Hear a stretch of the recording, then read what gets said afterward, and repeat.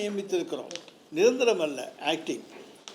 புதிய குற்றவியல் சட்டத்தின் அடிப்படையில் தான் நியமிக்கப்பட்டிருக்காங்க. ஆனா தமிழக அரசு அந்த புதிய குற்றவியல் சட்டங்களை இல்லை, பழைய குற்றவியல் சட்டத்தில் இருக்கிறதே இதே சரத்துக்கள் தான் புதிய குற்றவியல் சட்டத்திலையும் இருக்குது.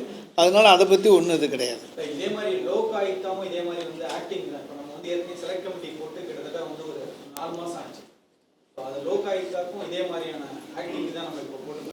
ஆமாம், அது வந்து அது காலம் தள்ளி போகுதா? அது அதோட நியமன ப்ரொசீஜர் ஏன்னா ஏற்கனவே அதுக்கு உரிய காலத்தில் உரிய முடிவை மாண்புமிகு முதலமைச்சர்கள் எடுப்பார்கள். சார், தருமபுரி மாவட்டத்தில் 2 நாளுக்கு முன்னாடி ஆணவ படுகொலை வந்து நடந்திருக்கு.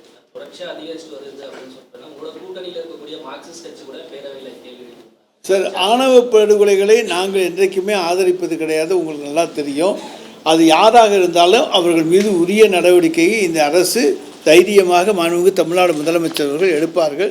அதுவும் உங்களுக்கு நன்றாக தெரியும். நாங்கள் வந்து அதை வந்து ஆதரிக்க வேண்டும் ஆணவ படுகொலை என்பதெல்லாம் எங்களுக்கான தேவையே கிடையாது. எனவே மாண்புமிகு தமிழ்நாடு முதலமைச்சர் அவர்கள் அதற்கெல்லாம் ஆதரவு கொடுப்பது கிடையாது. அவர்களை சட்டத்தின் முன் நிறுத்தி உரிய தண்டனை வாங்கி கொடுப்பது தான் அவருடைய பணி.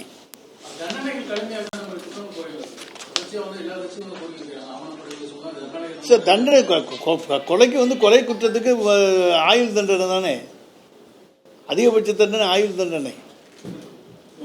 ரிகரஸ் இம்ப்ரெஸ்மெண்ட், கடும் காவல், அதுதான் ரிகரஸ் இம்ப்ரெஸ்மெண்ட், அதுதான் ரைட்டா.